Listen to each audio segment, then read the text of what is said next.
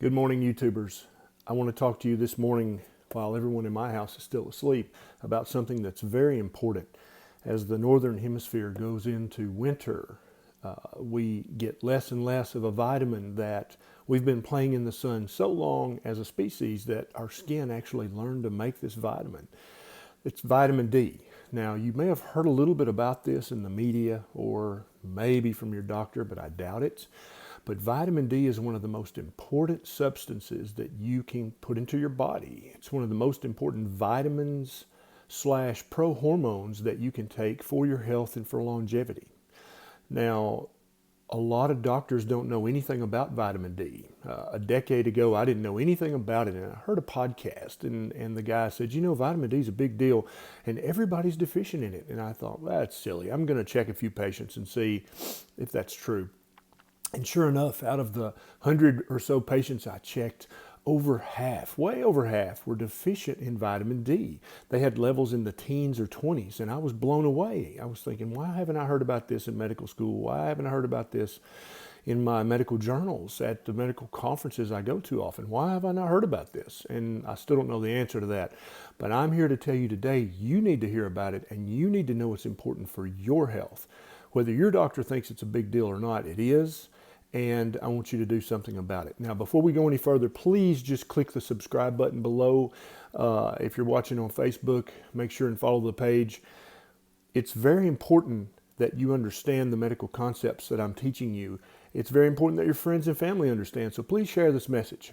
Okay, so vitamin D is not just a vitamin. It's also a or a pre-hormone. A lot of doctors don't know a lot about vitamin D. It confuses them. And anytime a doctor gets confused or he doesn't know what you're talking about, that makes him very uncomfortable. And most of the time when doctors get uncomfortable, they get upset. And so if you're talking about vitamin D with your doctor and he starts to get upset, that means he doesn't know about it. And so your choice at that point is to either educate your doctor and help him along or just find a new doctor. Vitamin D is a huge deal for weight loss. If your vitamin D is super low, you're going to find it so much harder to lose meaningful amounts of weight and keep it off. It's just a fact. It's an anti-cancer pro-hormone.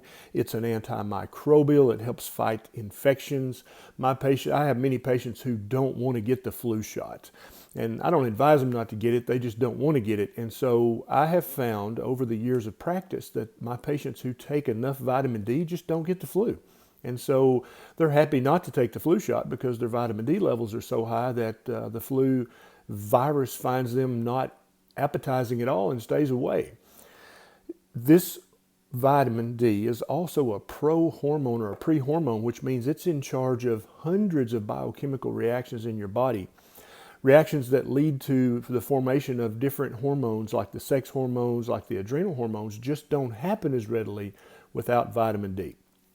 Now, what kind of vitamin D should you take? There's two major kinds.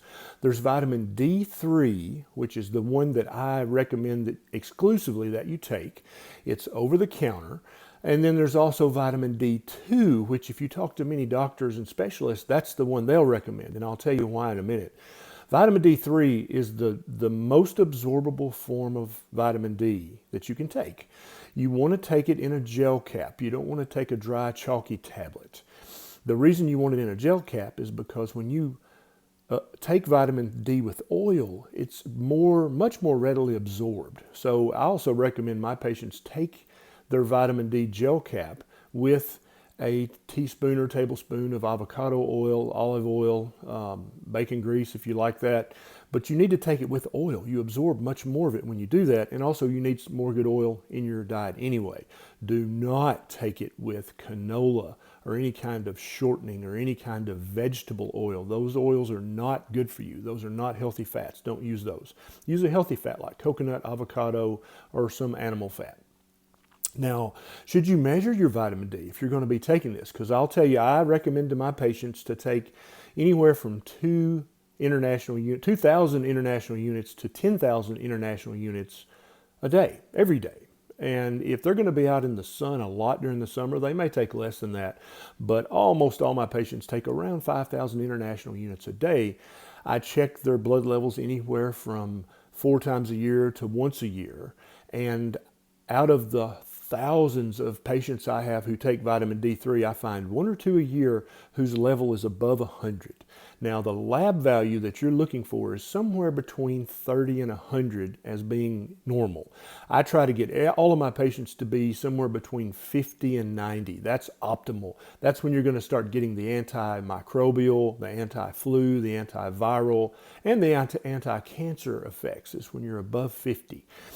A lot of people worry about vitamin D overdose. Let me tell you, I've studied this topic in depth, and it's a myth. See, vitamin D is one of the fat-soluble vitamins, so a lot of doctors think that you're going to build up toxic levels in your blood if you take vitamin D every day. Or you might build up toxic levels in your fat, is what they would say. This is not true at all. I have checked thousands and thousands of vitamin D levels, and out of the thousands of patients I have who take vitamin D every day, I have 1 or 2 a year whose level is above 100. And so we just back up their vitamin D 20-25%, and they keep right on going. And I have never had a bad outcome or a terrible side effect. If you Google this, you'll see quickly that there's just no research that backs up this vitamin D toxicity or vitamin D overdose. It's a myth. It's a lie that some doctors tell because they don't know better. So you're going to check your vitamin D level, and if your doctor refuses to check your vitamin D level, that should be a huge red flag that maybe you've got some educating to do for your doctor, or maybe you need to find a new doctor. So check your vitamin D level once or twice a year. You can do this with the online lab testing if your doctor just refuses and you can't find a doctor. These days, most doctors will check your vitamin D. Now, you want to make sure they check a vitamin D 25, not a vitamin D 125. The vitamin D 125 test is actually a kidney test. That doesn't really give you any useful information about your vitamin D level in your blood. You want to check a vitamin D 25. That's what you want. And if your doctor doesn't know that, that's another big red flag that he has not been doing his research and staying up to date. So vitamin D, in a nutshell, you need it every day in some form, whether from the sun, if you live near the equator, or if you live up in the northern or southern latitudes, you're going to have to take a gel cap every day to get the amount of vitamin D. There's just no vitamin D in the American diet anymore. I tell people you'd have to drink 10 gallons of milk a day to get the amount of vitamin D that you need.